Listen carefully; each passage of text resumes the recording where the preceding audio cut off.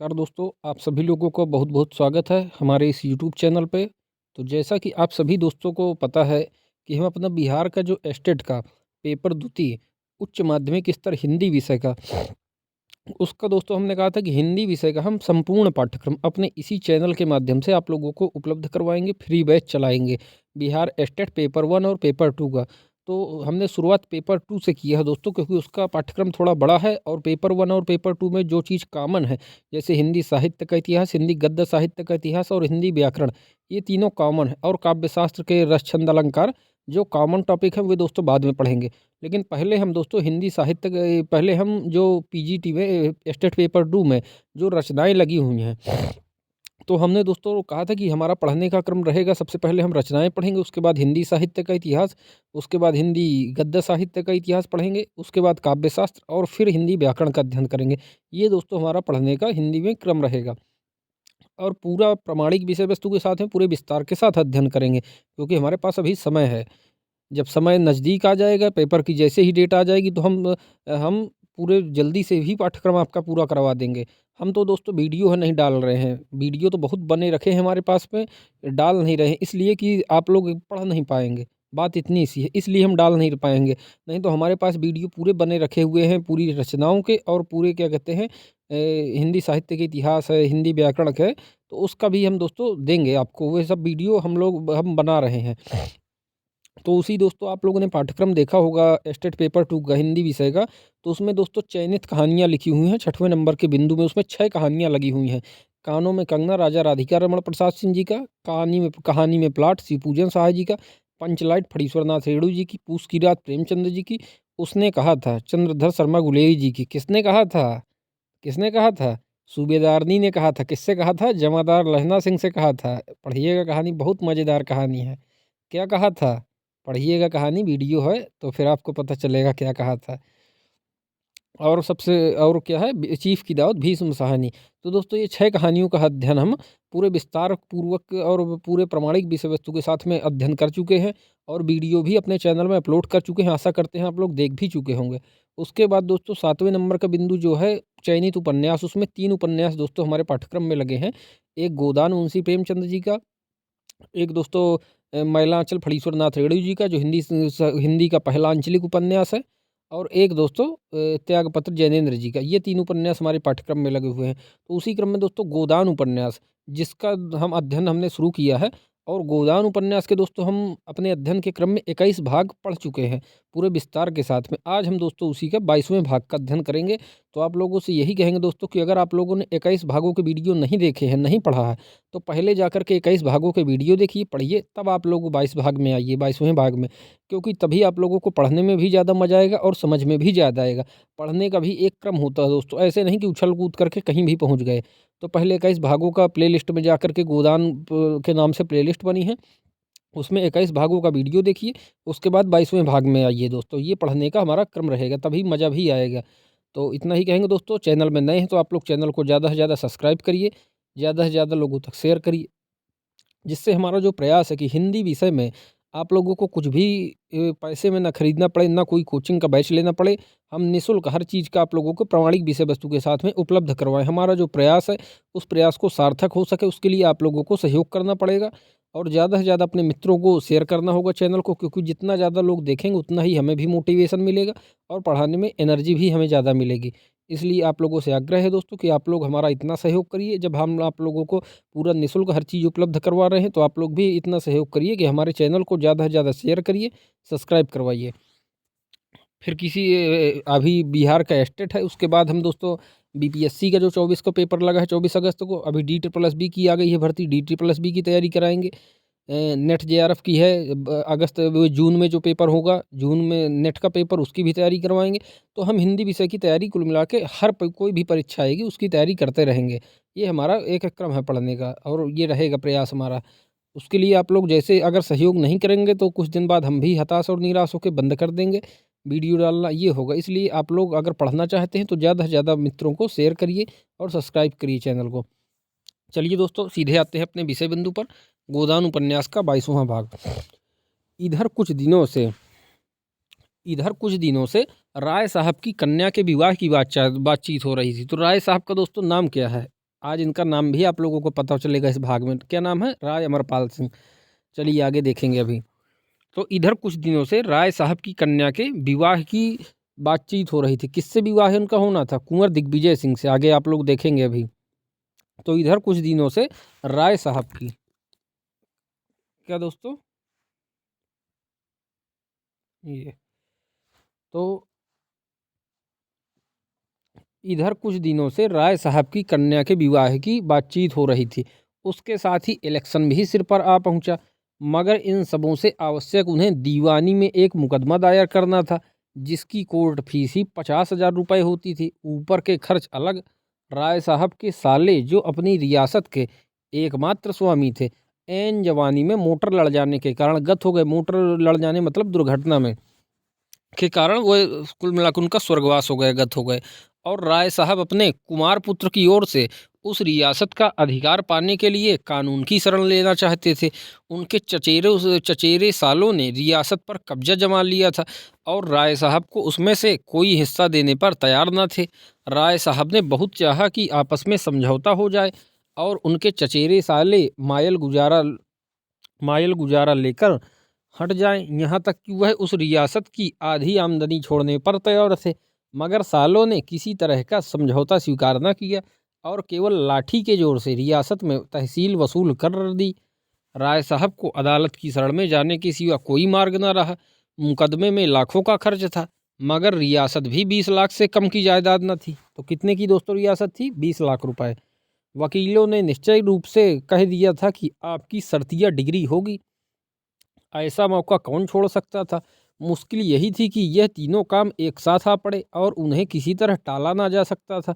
कन्या की अवस्था 18 वर्ष। तो दोस्तों कन्या की अवस्था कितनी थी? 18 वर्ष की हो गई थी और केवल हाथ में रुपए न होने रहने के कारण अब तक उसका विवाह टलता जाता था। खर्च का अनुमान 1 लाख का था।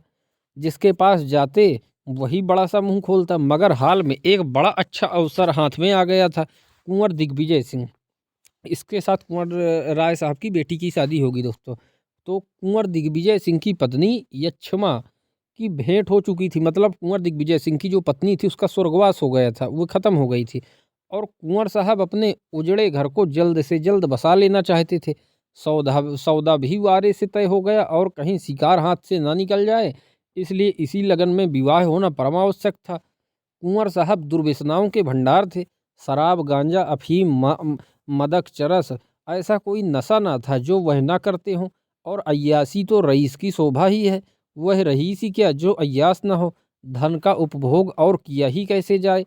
मगर इन सबों दुर्गुणों के होते हुए भी वह ऐसे प्रतिभावान थे कि अच्छे अच्छे विद्वान उनका लोहा मानते थे। संगीत, नाट्यकला, हस्तरेखा, ज्योतिष, योग, लाठी, कुश्ती, निशानेबाजी आदि कलाओं में अपना जोड़ न रखते थे। इसके साथ ही बड़े दबंग और निर्भीक थे। राष्ट्रीय आंदोलन में दिल खोलकर सहयोग देते थे। हाँ, गुप्त रूप से। अधिकारियों से यह बात छिपी न थी। फिर भी उनकी बड़ी प्रतिष्ठा थी और साल में 1-2 बार गवर्नर साहब भी उनके मेहमान हो जाते थे।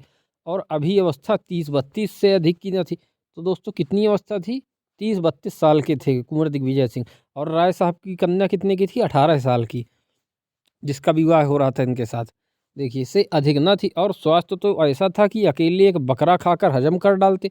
राय साहब ने समझा, बिल्ली के भागो छीका टूटा। अभी कुंवर साहब सोडसी से निवृत्त ही न हुए थे कि राय साहब ने बातचीत शुरू कर दी। कुंवर साहब के लिए विवाह केवल अपना प्रभाव और शक्ति बढ़ाने का साधन था। राय साहब काउंसिल के मेंबर थे ही तो दोस्तों राय साहब काउंसिल के मेंबर थे ही यूं भी प्रभावशाली थे। राष्ट्रीय संग्राम में अपने त्याग का परिचय देकर श्रद्धा के पात्र भी बन चुके थे।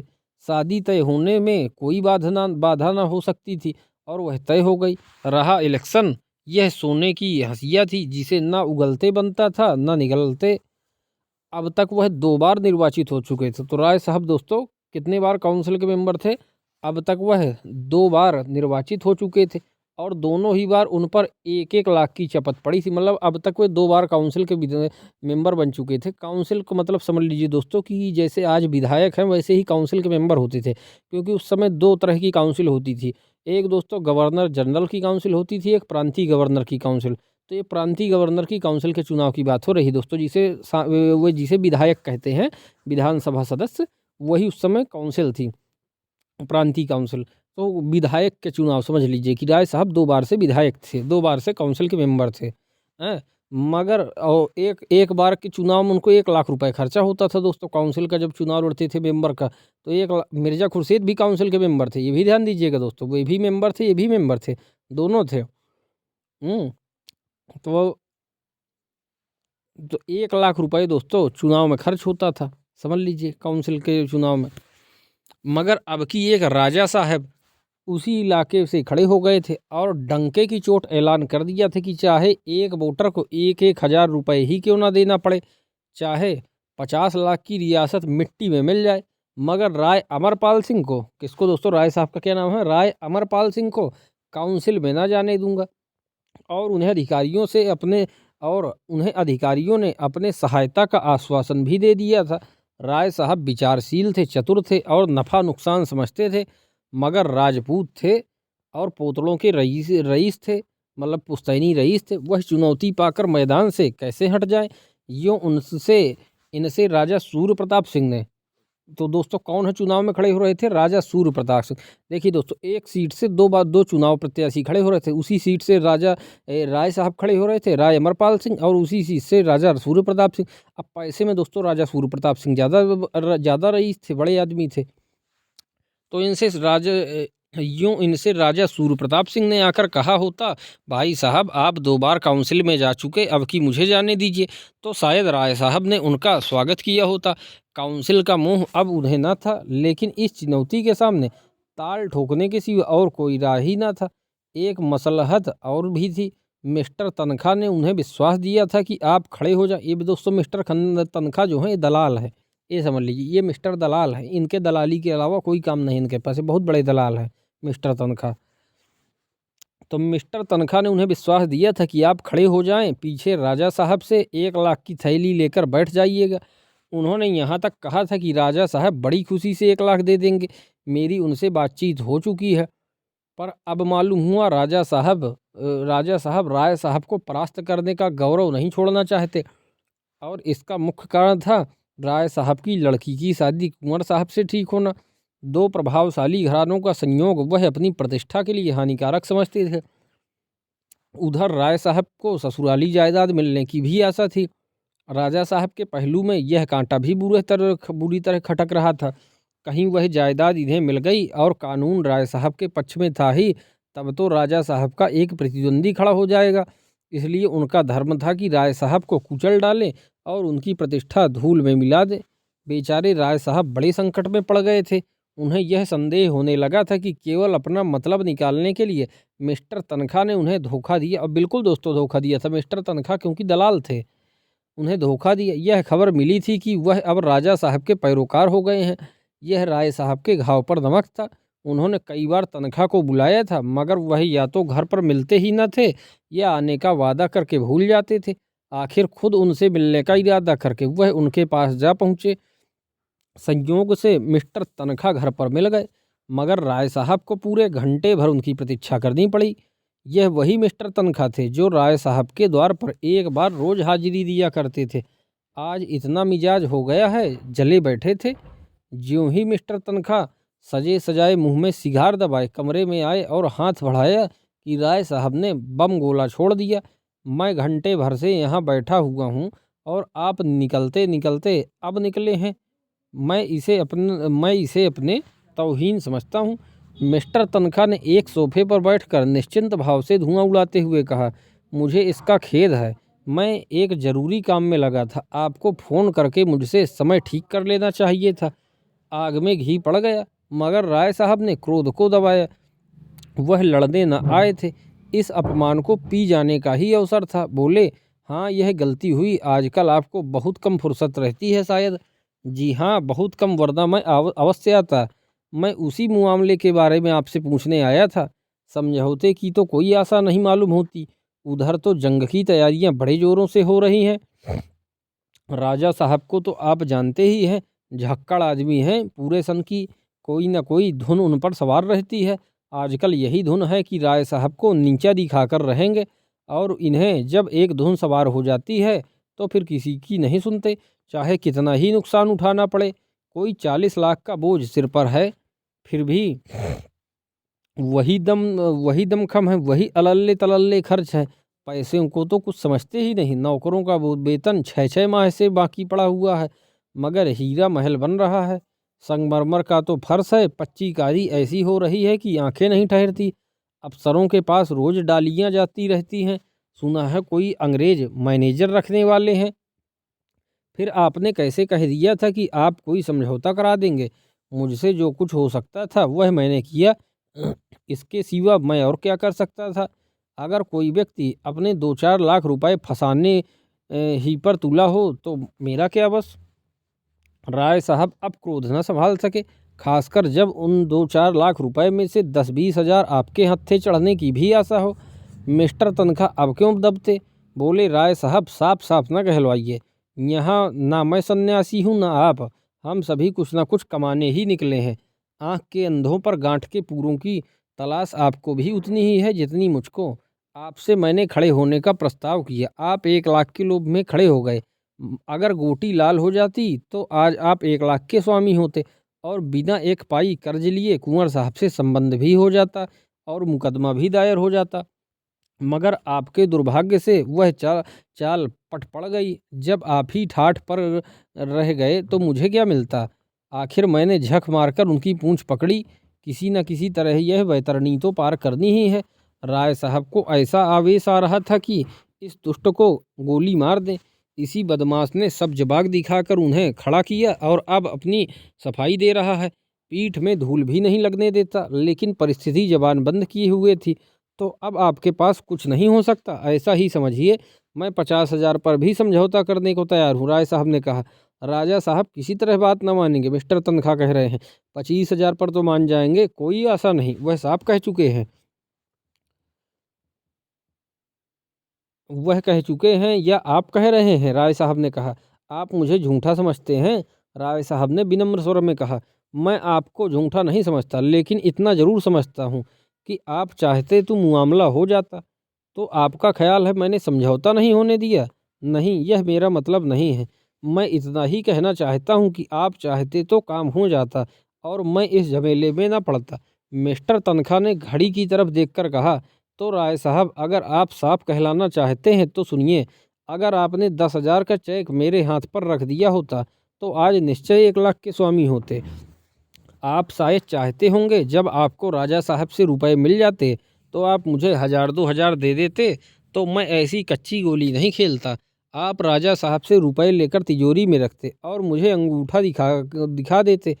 फिर मैं आपका क्या बना लेता बतलाइए? कहीं नालिश फरियाद भी तो नहीं कर सकता था। राय साहब ने आहत नेत्रों से देखा। आप मुझे इतना बेईमान समझते हैं? तनख्वाह ने कुर्सी से उठते हुए कहा। इसे बेईमानी कौन समझता है? आजकल यही चतुराई है, कैसे दूसरों को उल्लू बनाया जा सके, यही सफल नीति है। और आप इसके आचार्य हैं। राय साहब ने मुट्ठी बांध कर कहा। मैं? जी हाँ, आप। पहले चुनाव में मैंने जी जान से आपकी पैरवी की। आपने बड़ी मुश्किल से रोध होकर 500 रुपये दिए। दूसरे चुनाव में आपने एक सड़ी सी टूटी फूटी कार देकर अपना गला छुड़ाया। दूध का जला छाछ भी फूंक फूंक कर पीता है। वह कमरे से निकल गए और कार लाने का हुक्म दिया। राय साहब का खून खौल रहा था। इस अशिष्टता की भी कोई हद है। एक तो घंटे भर इंतजार कराया और अब इतनी बेमुरव्वती से पेश आकर उन्हें जबरदस्ती घर से निकाल रहा है। अगर उन्हें विश्वास होता कि वह मिस्टर तनख्वाह को पटकनी दे सकते हैं तो कभी ना चूकते, मगर तनख्वाह डील डौल में उनसे सवाए थे। जब मिस्टर तनख्वाह ने हारन बजाया तो वह भी आकर अपनी कार पर बैठे और सीधे मिस्टर खन्ना के पास पहुंचे। अब दोस्तों, राय साहब मिस्टर खन्ना के पास पहुंचेंगे। मिस्टर खन्ना कौन है? बैंकर हैं, बैंक मैनेजर समझ लीजिए, और मिल के मालिक भी हैं मिस्टर खन्ना। कुल मिला के पैसे वाले हैं। तो 9 बज रहे थे, मगर खन्ना साहब अभी मीठी नींद का आनंद ले रहे थे। वह 2 बजे रात के पहले कभी ना सोते थे। अय्याश टाइप के थे मिस्टर खन्ना। तो वह 2 बजे रात के पहले कभी ना सोते थे और 9 बजे तक सोना स्वाभाविक ही था। यहाँ भी राय साहब को आधा घंटा बैठना पड़ा। इसलिए जब कोई 9:30 बजे मिस्टर खन्ना मुस्कुराते निकले तो 9:30 बजे दोस्तों मिस्टर खन्ना मुस्कुराते हुए निकले तो राय साहब ने डांट बताई। अच्छा, अब सरकार की नींद खुली है तो 9:30 बजे? रुपए जमा कर लिए हैं ना, जभी बेफिक्री है। मेरी तरह ताल्लुकेदार होते तो अब तक आप भी किसी द्वार पर खड़े होते, बैठे बैठे सिर में चक्कर आ जाता। मिस्टर खन्ना ने सिगरेट केस उनकी तरफ बढ़ाते हुए प्रसन्न मुख से कहा, रात सोने में बड़ी देर हो गई, इस वक्त किधर से आ रहे हैं? राय साहब ने थोड़े शब्दों में अपनी सारी कठिनाइयां बयान कर दी। दिल में खन्ना को गालियां देते थे, जो उनका सहपाठी होकर भी सदैव उन्हें ठगने की फिक्र किया करता था, मगर मुंह पर उसकी खुशामद करते थे। खन्ना ने ऐसा भाव बनाया मानो उन्हें बड़ी चिंता हो गई है। बोले, मेरी तो सलाह है आप इलेक्शन को गोली मारे और अपने सालों पर मुकदमा दायर कर दें। रही शादी, वह तो 3 दिन का तमाशा है, उसके पीछे जेरबार होना मुनासिब नहीं। कुंवर साहब मेरे दोस्तों में है, लेन देन का कोई सवाल न उठने पाएगा। राय साहब ने व्यंग करके कहा, आप यह भूल जाते हैं मिस्टर खन्ना कि मैं बैंकर नहीं, तालुकेदार हूँ। कुंवर साहब दहेज नहीं मांगते, उन्हें ईश्वर ने सब कुछ दिया है, लेकिन आप जानते हैं यह मेरी अकेली लड़की है और उसकी माँ मर चुकी है। राय साहब की पत्नी मर चुकी थी दोस्तों, एक लड़की थी उनकी। वह आज जिंदा होती तो शायद सारा घर लुटाकर भी उसे संतोष न होता, तब शायद मैं उसे हाथ रोककर खर्च करने का आदेश देता, लेकिन अब तो मैं उसकी माँ भी हूँ और बाप भी हूँ। अगर मुझे अपने हृदय का रक्त निकाल कर भी देना पड़े तो मैं खुशी से दे दूंगा। इस विधुर जीवन, विधुर दोस्तों किसे कहते हैं? जो स्त्री दोस्तों जिसका पति मर जाता है उसको विधवा कहते हैं, और जिस पति की पत्नी मर जाती है उसको विधुर कहते हैं। एक शब्दों में पूछा जाता है। तो इस विधुर जीवन में मैंने संतान प्रेम से ही अपनी आत्मा की प्यास बुझाई है। विधवा का विलोम होता है विधुर, याद रखिएगा आप लोग। तो दोनों बच्चों के प्यार में ही अपने पतिव्रत का पालन किया है। मेरे लिए यह असंभव है कि इस शुभ अवसर पर अपने दिल के अरमान ना निकालूं। मैं अपने मन को तो समझा सकता हूं, पर जिसे मैं पत्नी का आदेश समझता हूं उसे नहीं समझाया जा सकता, और इलेक्शन के मैदान से भागना भी मेरे लिए संभव नहीं। मैं जानता हूं मैं हारूंगा, राजा साहब से मेरा कोई मुकाबला नहीं, लेकिन राजा साहब को इतना जरूर दिखा देना चाहता हूं कि अमरपाल सिंह नर्मचारा नहीं है, और मुकदमा दायर करना तो आवश्यक ही है, उसी पर तो सारा दारोमदार है। अब आप बतलाइए, आप मेरी क्या मदद कर सकते हैं? मेरे डायरेक्टरों का इस विषय में जो हुक्म है वह आप जानते ही हैं, और राजा साहब भी हमारे डायरेक्टर हैं, यह भी आपको मालूम है। पिछला वसूल करने के लिए बार बार ताकीद हो रही है, कोई नया मामला तो शायद ही हो सके। राय साहब ने मुंह लटका कर कहा, आप तो मेरा डोंगा ही डुबाई देते हैं मिस्टर खन्ना। मेरे पास जो कुछ निज का है वह आपका है, लेकिन बैंक के मामले में तो मुझे स्वामियों के आदेशों को मानना ही पड़ेगा। अगर यह जायदाद हाथ आ गई और मुझे इसकी पूरी आशा है तो पाई पाई अदा कर दूंगा। आप बतला सकते हैं इस वक्त आप कितने पानी में हैं? राय साहब ने हिचकते हुए कहा, 5-6 लाख समझिए, कुछ कम ही होंगे। खन्ना ने अविश्वास के भाव से कहा, या तो आपको याद नहीं है या आप छिपा रहे हैं। राय साहब ने जोर देकर कहा, जी नहीं, मैं ना भूला हूँ और ना छिपा रहा हूँ। मेरी जायदाद इस वक्त कम से कम 50 लाख की है, और ससुराल की जायदाद भी इससे कम नहीं। इतनी जायदाद पर 10-5 लाख का बोझ कुछ नहीं के बराबर है। लेकिन यह आप कैसे कह सकते हैं कि ससुराली जायदाद पर भी कर्ज नहीं है? जहाँ तक मुझे मालूम है वह जायदाद बेदाग है, और मुझे यह सूचना मिली है कि उस जायदाद पर 10 लाख से कम का भार नहीं है। उस जायदाद पर तो अब कुछ मिलने से रहा, और आपकी जायदाद पर भी मेरे ख्याल से 10 लाख से कम देना नहीं है, और यह जायदाद अब 50 लाख की नहीं, मुश्किल से 25 लाख की है। इस दशा में कोई बैंक आपको कर्ज नहीं दे सकता। यूँ समझ लीजिए कि आप ज्वालामुखी के मुख पर खड़े हैं, एक हल्की सी ठोकर आपको पाताल में पहुंचा सकती है। आपको इस मौके पर बहुत संभल कर चलना चाहिए। राय साहब ने उनका हाथ अपनी तरफ खींचकर कहा, यह सब मैं खूब समझता हूँ मित्रवर, लेकिन जीवन की ट्रेजेडी और इसके सिवा क्या है कि आपकी आत्मा जो काम करना नहीं चाहती वही आपको करना पड़े। आपको इस मौके पर मेरे लिए कम से कम 2 लाख का इंतजाम करना पड़ेगा। खन्ना ने लंबी सांस लेकर कहा, माई गॉड, 2 लाख? असंभव, बिल्कुल असंभव। मैं तुम्हारे द्वार पर सर पटक कर प्राण दे दूंगा खन्ना। इतना समझ लो, मैंने तुम्हारे ही भरोसे ये सारे प्रोग्राम बांधे हैं। अगर तुमने निराश कर दिया तो शायद मुझे जहर खा लेना पड़ेगा। मैं सूर्य प्रताप सिंह के सामने घुटने नहीं टेक सकता। कन्या का विवाह अभी 2-4 महीने टल सकता है। मुकदमा दायर करने के लिए अभी काफ़ी वक्त है। लेकिन यह इलेक्शन सिर पर आ गया है और मुझे सबसे बड़ी फिक्र यही है।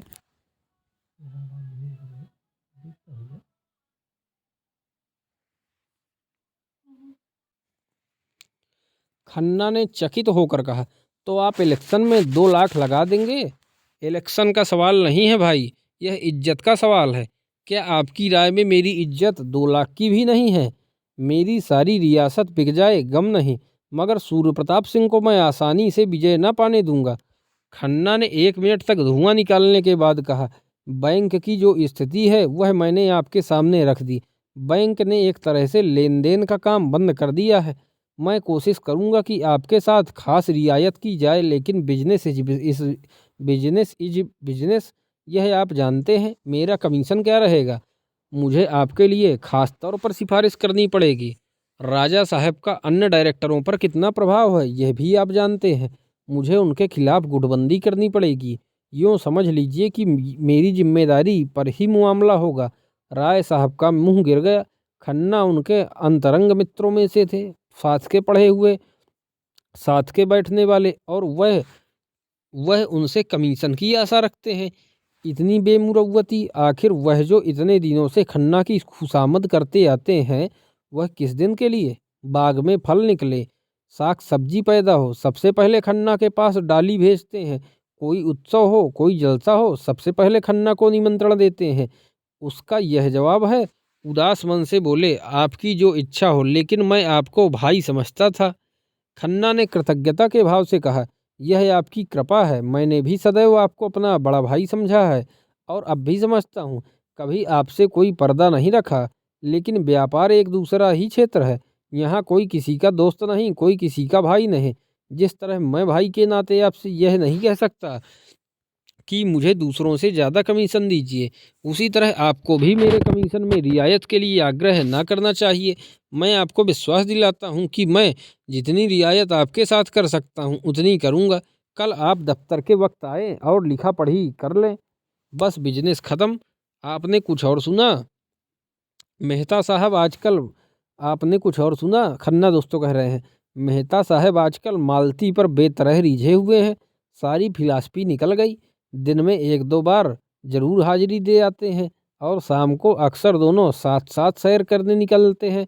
यह तो मेरी ही शान थी कि कभी मालती के द्वार पर सलामी कर देना गया। शायद अब उसी की कसर निकाल रही है। कहाँ तो यह हाल था कि जो कुछ है मिस्टर खन्ना है।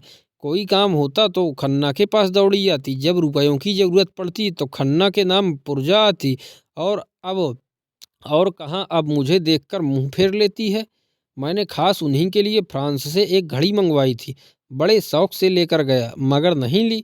अभी कल सेबों की डाली भेजी थी, कश्मीर से मंगवाए थे, वापस कर दी। मुझे तो आश्चर्य होता है कि आदमी कैसे इतनी जल्द बदल जाता है। राय साहब मन में तो उसकी बेकदरी पर खुश हुए, पर सहानुभूति दिखाकर बोले, अगर यह भी माने ले कि मेहता से उसका प्रेम हो गया, तो भी व्यवहार व्यवहार तोड़ने का कोई कारण नहीं है। खन्ना व्यथित स्वर में बोले, यही तो रंज है भाई साहब। यह तो मैं शुरू से जानता था, वह मेरे हाथ नहीं आ सकती। मैं आपसे सत्य कहता हूँ, मैं कभी इस धोखे में नहीं पड़ा कि मालती को मुझसे प्रेम है। प्रेम जैसी चीज उनसे मिल सकती है, इसकी मैंने कभी आशा ही नहीं की। मैं तो केवल उनके रूप का पुजारी था। सांप में विष है यह जानते हुए भी हम उसे दूध पिलाते हैं। तोते से ज़्यादा निठुर जीव और कौन होगा। लेकिन केवल उसके रूप और वाणी पर मुग्ध होकर लोग उसे पालते हैं और सोने के पिंजरे में रखते हैं। मेरे लिए भी मालती उसी तोते के समान थी। अफसोस यही है कि मैं पहले क्यों ना चेत गया। इसके पीछे मैंने अपने हजारों रुपए बर्बाद कर दिए भाई साहब। जब उसका रुक्का पहुंचा, मैंने तुरंत रुपए भेजे। मेरी कार आज भी उसकी सवारी में है। उसके पीछे मैंने अपना घर चौपट कर दिया भाई साहब। हृदय में जितना रस था वह ऊसर की ओर इतने वेग से दौड़ा कि दूसरी तरफ का उद्यान बिल्कुल सूखा रह गया। बरसों हो गए मैंने गोविंदी से दिल खोलकर बात भी नहीं की। गोविंदी दोस्तों मिस्टर खन्ना की पत्नी का नाम था। उसकी सेवा और स्नेह और त्याग से मुझे उसी तरह अरुचि हो गई थी जैसे अजीर्ण के रोगी को मोहन भोग से हो जाती है। मालती मुझे उसी तरह नचाती थी जैसे मदारी बंदर को नचाता है, और मैं खुशी से नाचता था। वह मेरा अपमान करती थी और मैं खुशी से हंसता था। वह मुझ पर शासन करती थी और मैं सिर झुकाता था। उसने मुझे कभी मुँह नहीं लगाया, यह मैं स्वीकार करता हूँ। उसने मुझे कभी प्रोत्साहन नहीं दिया, यह भी सत्य है। फिर भी मैं पतंगे की भांति उसके मुखदीप पर प्राण देता था और अब वह मुझसे शिष्टाचार का व्यवहार भी नहीं कर सकती। लेकिन भाई साहब, मैं कह देता हूँ कि खन्ना चुप बैठने वाला आदमी नहीं है। उसके पुर्जे मेरे पास सुरक्षित है और मैं उससे एक एक पाई वसूल कर लूँगा। और डॉक्टर मेहता को तो मैं लखनऊ से निकाल कर दम लूँगा, उनका रहना यहाँ असंभव कर दूँगा। उसी वक्त हार्न की आवाज़ आई और एक क्षण में मिस्टर मेहता आकर खड़े हो गए। गोरा चिट्टा रंग। आगे दोस्तों मिस्टर मेहता जो फिलॉसफी के प्रोफेसर थे, तो गोरा चिट्टा रंग, स्वास्थ्य की लालिमा गालों पर चमकती हुई, नीची अचकन चूड़ीदार पजामा और सुनहरी ऐनक सौम्यता के देवता से लगते थे। खन्ना ने उठकर हाथ मिलाया। आइए मिस्टर मेहता, आप ही का जिक्र हो रहा था। मेहता ने दोनों सज्जनों से हाथ मिलाकर कहा, बड़ी अच्छी साइत में घर से चला था कि आप दोनों साहबों से एक ही जगह भेंट हो गई। आपने शायद पत्रों में देखा होगा, यहाँ महिलाओं के लिए व्यायामशाला का आयोजन हो रहा है। मिस मालती उस कमेटी की सभानेत्री हैं। तो दोस्तों किसका आयोजन हो रहा है? यहाँ महिलाओं के लिए व्यायामशाला का आयोजन हो रहा है। मिस मालती उस कमेटी की सभानेत्री हैं। अनुमान किया गया है कि साला में 2 लाख रुपए लगेंगे। नगर में उसकी कितनी ज़रूरत है यह आप लोग मुझसे ज़्यादा जानते हैं। मैं चाहता हूँ आप दोनों साहबों का नाम सबसे ऊपर हो। मिस मालती खुद आने वाली थी, पर आज उनके फादर की तबीयत अच्छी नहीं है, इसलिए ना आ सकी। उन्होंने चंदे की सूची राय साहब के हाथ में रख दी। पहला नाम राजा सूर्य प्रताप सिंह। दोस्तों ये राजा सूर्य प्रताप सिंह वही हैं जो राय साहब के खिलाफ काउंसिल के चुनाव में लड़ रहे थे। तो पहला नाम राजा सूर्य प्रताप सिंह का था, जिसके सामने 5,000 रुपये लिखे थे। उसके बाद कुंवर दिग्विजय सिंह के 3,000 रुपये, दिग्विजय सिंह के 3,000 रुपये। इसके बाद कई रकमें इतनी या इससे कुछ कम थी। मालती ने 500 रुपये। तो दोस्तों मिस मालती ने 500 रुपये दिए और डॉक्टर मेहता ने दोस्तों 1,000 रुपये दिए। राय साहब ने अप्रतिभ होकर कहा, कोई 40,000 तो आप लोगों ने फटकार लिए। मेहता ने गर्व से कहा, यह सब आप लोगों की दया है और यह केवल 3-1 घंटों का परिश्रम है। राजा सूर्य प्रताप सिंह ने शायद ही किसी सार्वजनिक कार्य में भाग लिया हो और आज तो उन्होंने बेकहे सुने चेक लिख दिया। राय साहब ने अप्रतिभ होकर कहा, कोई 40,000 तो आप लोगों ने फटकार लिए। मेहता ने गर्व से कहा, यह सब आप लोगों की दया है और यह केवल 3-1 घंटों का परिश्रम है। सूर्य प्रताप सिंह ने शायद ही किसी सार्वजनिक कार्य में भाग लिया हो, पर आज तो उन्होंने बेकहे सुने चेक लिख दिया। देश में जागृति है, जनता किसी भी शुभ काम में सहयोग देने को तैयार है। केवल उसे विश्वास होना चाहिए कि उनके दान का सदुपयोग होगा। आपसे तो मुझे बड़ी आशा है मिस्टर खन्ना। खन्ना ने दोस्तों उपेक्षा भाव से कहा, मैं ऐसे फजूल के कामों में नहीं पड़ता। ना जाने आप लोग पश्चिम की गुलामी में कहाँ तक जाएंगे। यूँ ही महिला को घर से अरुचि हो रही है, व्यायाम की धुन सवार हो गई तो वह कहीं की ना रहेगी। जो औरत घर का काम करती है उसके लिए किसी व्यायाम की जरूरत नहीं, और जो घर का कोई काम नहीं करती और केवल भोग विलास में रत है उसके व्यायाम के लिए चंदा देना मैं अधर्म समझता हूँ। मेहता जरा भी निरुत्साह न हुए। ऐसी दशा में मैं आपसे कुछ मांगूंगा भी नहीं। जिस आयोजन में हमें विश्वास ना हो उसमें किसी तरह की मदद देना वास्तव में अधर्म है। आप तो मिस्टर खन्ना से सहमत नहीं है राय साहब। राय साहब गहरी चिंता में डूबे हुए थे। सूर्य प्रताप के 5,000 उन्हें हतोत्साह किए डालते थे। चौंक कर बोले, आपने मुझसे कुछ कहा? मैंने कहा, आप तो इस आयोजन में सहयोग देना अधर्म नहीं समझते। जिस काम में आप शरीक हैं वह धर्म है या अधर्म, इसकी मैं परवाह नहीं करता। मैं चाहता हूं आप खुद विचार करें और अगर आप इस आयोजन को समाज के लिए उपयोगी समझें तो उसमें सहयोग दें। मिस्टर खन्ना की नीति मुझे बहुत पसंद आई। खन्ना बोले, मैं तो साफ कहता हूं और इसलिए बदनाम हूं। राय साहब ने दुर्बल मुस्कान के साथ कहा, मुझ में तो विचार करने की शक्ति ही नहीं। सज्जनों के पीछे चलना ही मैं अपना धर्म समझता हूँ। तो लिखिए कोई अच्छी रकम, जो कहिए वह लिख दूँ। जो आपकी इच्छा, आप जो कहिए वह लिख दूं। तो 2000 से कम क्या लिखिएगा? राय साहब ने आहत स्वर में कहा।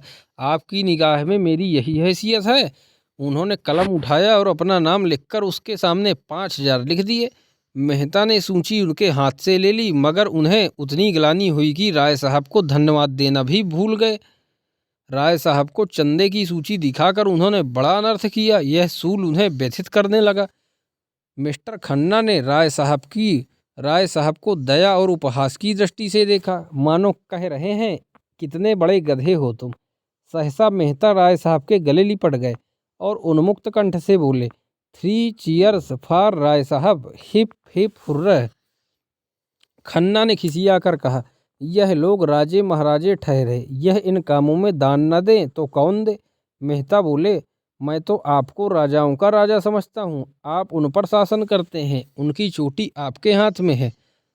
राय साहब प्रसन्न हो गए। यह आपने बड़े मार्के की बात कही मेहता जी। हम नाम के राजा हैं, असली राजा तो हमारे बैंकर हैं।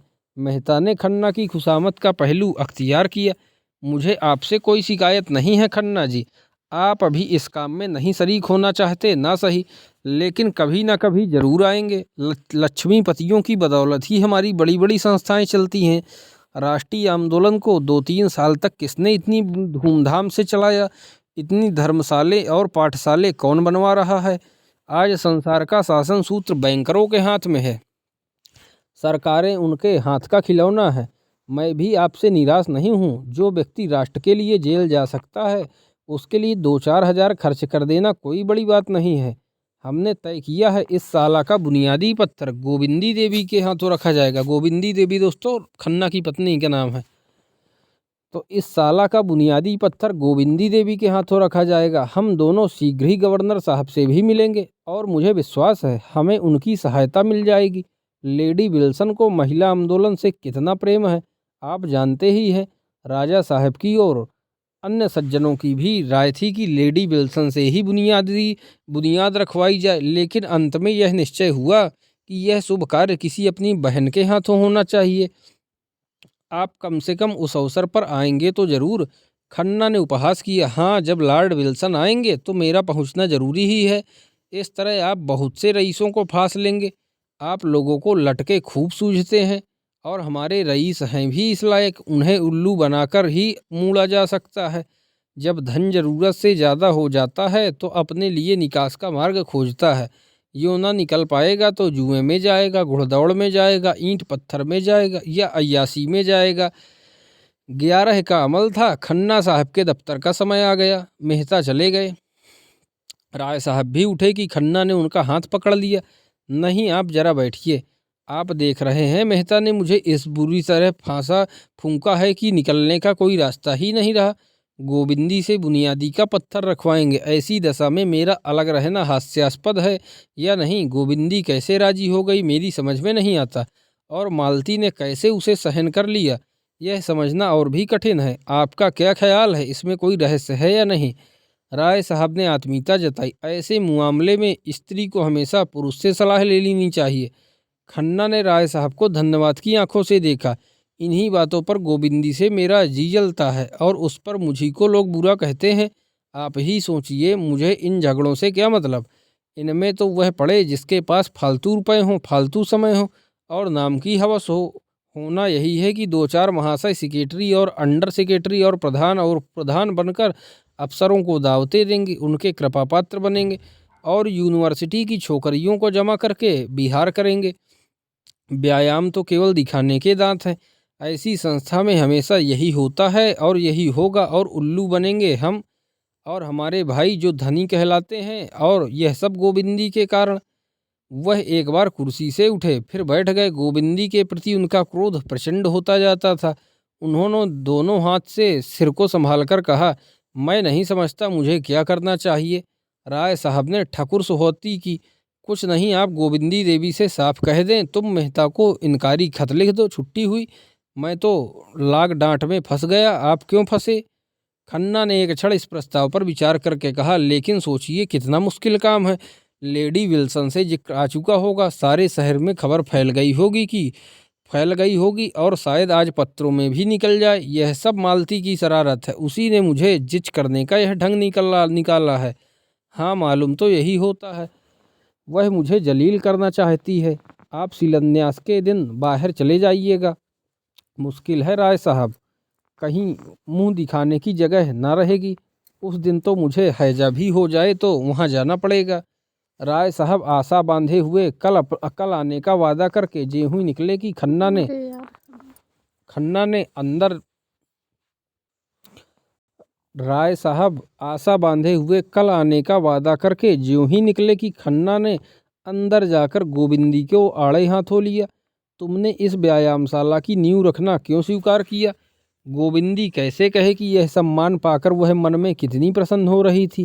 उस अवसर के लिए कितने मनोयोगों से अपना भाषण लिख रही थी और कितनी ओज भरी कविता रची थी। उसने दिल में समझा था यह प्रस्ताव स्वीकार करके वह खन्ना को प्रसन्न कर देगी। उसका सम्मान तो उसके पति का ही सम्मान है। खन्ना को इसमें कोई आपत्ति हो सकती है, इसकी उसने कल्पना भी ना की थी। इधर कई दिन से पति को कुछ सदैव देखकर उसका मन बढ़ने लगा था। वह अपने भाषण से और अपनी कविता से लोगों को मुग्ध कर देने का स्वप्न देख रही थी। यह प्रश्न सुना और खन्ना की मुद्रा देखी तो उसकी छाती धक धक करने लगी। अपराधी की भांति बोली, डॉक्टर मेहता ने आग्रह किया तो मैंने स्वीकार कर लिया। डॉक्टर मेहता तुम्हें कुएं में गिरने को कहे तो शायद इतनी खुशी से न तैयार होगी। गोविंदी की जबान बंद। तुम्हें जब ईश्वर ने बुद्धि नहीं दी तो क्यों मुझसे नहीं पूछ लिया? मेहता और मालती दोनों यह चाल चलकर मुझसे 2-4 हजार ऐंठने की फिक्र में हैं और मैंने ठान लिया कि कौड़ी भी ना दूंगा। तुम आज ही मेहता को इनकारी खत लिख दो। गोविंदी ने एक क्षण सोचकर कहा, तो तुम ही लिख दो ना, मैं क्यों लिखूं? बात की तुमने, लिखूं मैं? डॉक्टर साहब कारण पूछेंगे तो क्या बताऊंगी? बताना अपना सिर और क्या। मैं इस व्याभिचारशाला को एक धेला भी नहीं देना चाहता, तो तुम्हें देने को कौन कहता है? खन्ना ने होंठ दबाकर चबाकर कहा, कैसी बेसमझों की सी बातें करती हो। तुम वहाँ नींव रखोगी और कुछ दोगी नहीं तो संसार क्या कहेगा? गोविंदी ने जैसे संगीन की नोक पर कहा, अच्छी बात है, लिख दूंगी। आज ही लिखना होगा। कह तो दिया लिखूंगी। खन्ना बाहर आए और डाक देखने लगे। उन्हें दफ्तर जाने में देर हो जाती थी तो चपरासी घर पर ही डाक दे जाता था। शक्कर तेज हो गई। खन्ना का चेहरा खिल उठा। दूसरी चिट्ठी खोली। ऊह की दर नियत करने के लिए जो कमेटी बैठी थी उसने तय कर दिया कि ऐसा नियंत्रण नहीं किया जा सकता। धत तेरे की, वह पहले यही बात कर रहे थे। इस पर अग्निहोत्री ने गुल मचाकर जबरदस्ती कमेटी बनाई। आखिर बचा के मुंह पर थप्पड़ लगा। यह मिल वालों और किसानों के बीच का मामला है, सरकार इसमें दखल देने वाली कौन? सहसा मिस मालती कार से उतरी। तो दोस्तों मालती आ गई। मेहता को चंदा नहीं दिया खन्ना ने तो मालती आ गई चंदा मांगने। सहसा मिस मालती कार से उतरी। कमल की भांति खिली, दीपक की भांति दमकती, स्फूर्ति और उल्लास की प्रतिमा सी निशंक निर्द्वंद, मानो उसे विश्वास है कि संसार में उसके लिए आदर और सुख का द्वार खुला हुआ है। खन्ना ने बरामदे में आकर अभिवादन किया। मालती ने पूछा, क्या यहाँ मेहता आए थे? हाँ आए तो थे। कुछ कहा? कहाँ जा रहे हैं? यह तो कुछ नहीं कहा।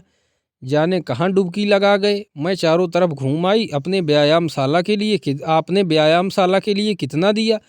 खन्ना ने अपराधी स्वर में कहा, मैंने अभी इस मामले को समझा ही नहीं। मालती ने बड़ी बड़ी आंखों से उन्हें तरीरा, मानो सोच रही हो कि उन पर दया करे या रोष। इसमें समझने की क्या बात थी, और समझ लेते आगे पीछे। इस वक्त तो कुछ देने की बात थी। मैंने मेहता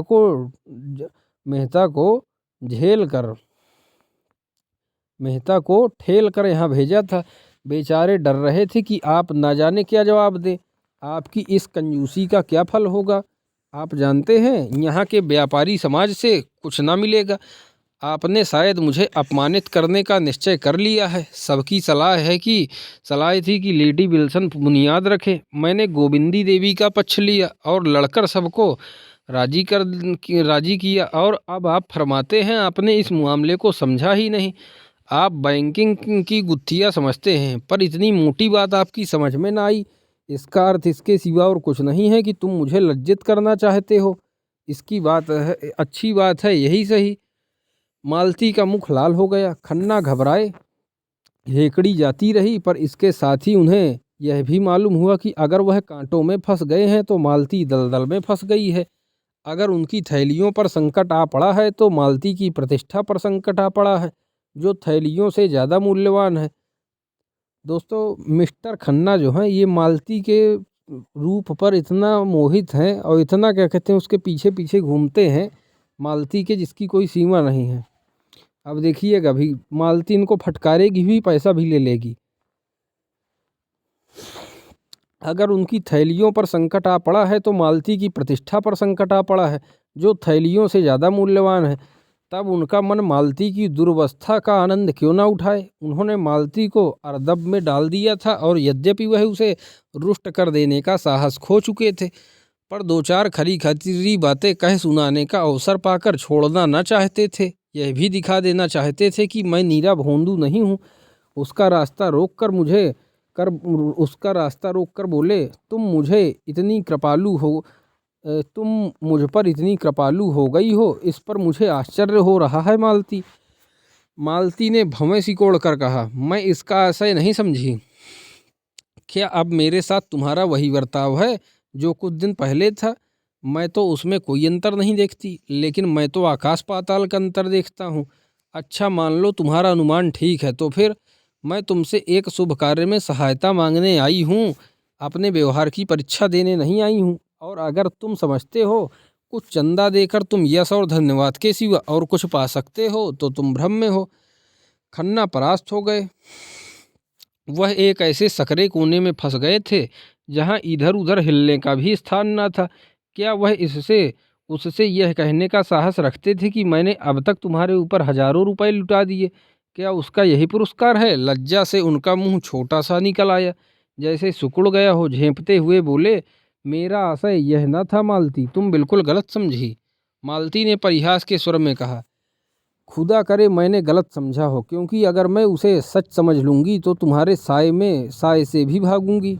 मैं रूपवती हूँ, तुम भी मेरे अनेक चाहने वालों में से एक हो। वह मेरी कृपा थी कि जहाँ मैं औरों के उपहार लौटा देती थी, तुम्हारी सामान्य से सामान्य चीज़ें भी धन्यवाद के साथ स्वीकार कर लेती थी और ज़रूरत पड़ने पर तुमसे रुपए भी मांग लेती थी।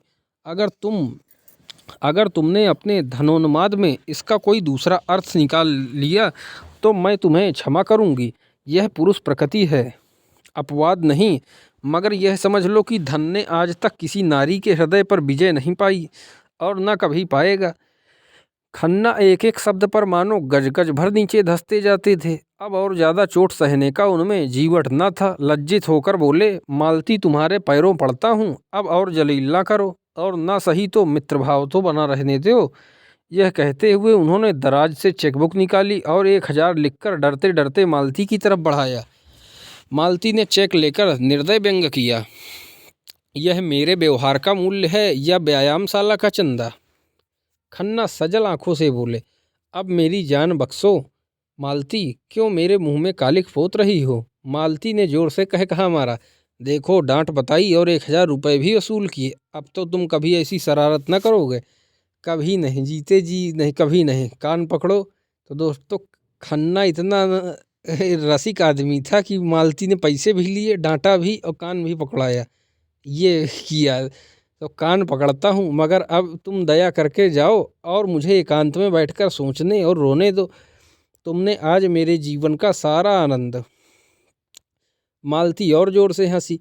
देखो, तुम मेरा बहुत अपमान कर रहे हो और तुम जानते हो रूप अपमान नहीं सह सकता। मैंने तो तुम्हारे साथ भलाई की और तुम उसे बुराई समझ रहे हो। खन्ना विद्रोह भरी आंखों से देखकर बोले, तुमने मेरे साथ भलाई की है या उल्टी छुरी से मेरा गला रेता है?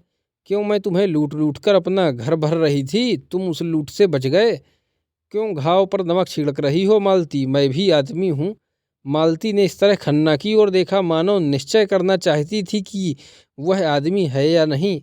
अभी तो मुझे इसका कोई लक्षण नहीं दिखाई देता। तुम बिल्कुल पहेली हो, आज यह साबित हो गया। हाँ, तुम्हारे लिए पहेली हूँ और पहेली रहूँगी। यह कहती हुई वह पक्षी की भांति फुर्र से उड़ गई और खन्ना सिर पर हाथ रखकर सोचने लगे, यह लीला है या इसका सच्चा रूप। तो दोस्तों ये था गोदान उपन्यास का आज 22वां भाग जो हमने पढ़ा। अब अगले वीडियो में दोस्तों हम आगे पढ़ेंगे इसके। तो तब तक दोस्तों आप लोग चैनल पे बने रहिए, ज़्यादा से ज़्यादा शेयर करिए वीडियो को और अपने दोस्तों को। फिर मिलते हैं किसी दूसरे वीडियो में, तब तक के लिए धन्यवाद दोस्तों।